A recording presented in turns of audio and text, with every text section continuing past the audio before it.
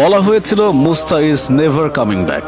যারা বলেছেন তারা একটা কথা মাথায় রাখেননি, সব খেলোয়াড়কে সমান কাতারে মাপা যায় না, সমান হয় না সবার ক্যালিবারও। সৃজনশীলতা, গেম সেন্স, গড গিফট এইসব নিয়েও কেউ কেউ অন্যদের চেয়ে এগিয়ে থাকেন বিস্তর। তেমনই একজন সাতক্ষীরার তেতুলিয়া গ্রামের সন্তান মুস্তাফিজুর রহমান। বোলিংয়ের দুর্বোধ্য ব্যাকরণ নিয়ে বাংলাদেশের ক্রিকেটে হাজির হয়েছিলেন তিনি। তাকে খেলতে ঘাম ছুটে যাচ্ছিল বিশ্বের তাবর তাবর ব্যাটসম্যানের। অসহায়ত্বের প্রকাশ ঘটে মহেন্দ্র সিং ধোনির মতো ক্যাপ্টেন কুলও মেজাজ হারিয়ে রান নেওয়ার সময় তাকে ধাক্কা দেন। টি-20 ক্রিকেট দিয়ে ধূমকেতুর মতো আবির্ভাব হয়েছিল তার। পাকিস্তানের বিপক্ষে অভিষেকে নজর কেড়েছিলেন মুস্তাফিজুর রহমান। এরপর তো তার উত্থানের গল্পটা অবিশ্বাস্য।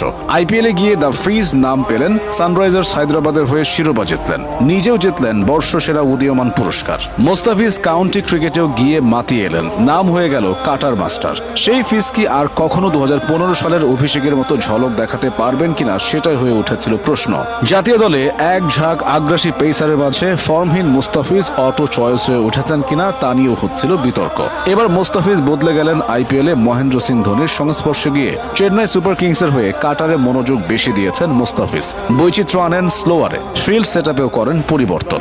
9 ম্যাচে 14 উইকেট ঝুলিতে নিয়ে ফেরেন ফিজ। সেসব কৌশলী কাজে লাগাচ্ছেন বিশ্বকাপেও। স্লোয়ার ও কাটার যোগ করে ব্যাটসম্যানদের জীবন কঠিন করে তুলেছেন ফিজ। টি-20 বিশ্বকাপে সুপার 8-এ ওঠা 8 দলের পেসারদের মধ্যে গ্রুপ পর্বে মুস্তাফিজ ডট বল করেছেন সবচেয়ে বেশি। 96টি বৈধ ডেলিভারির মধ্যে 67 বলে রান দেননি এই রহস্যময় বোলার। অর্থাৎ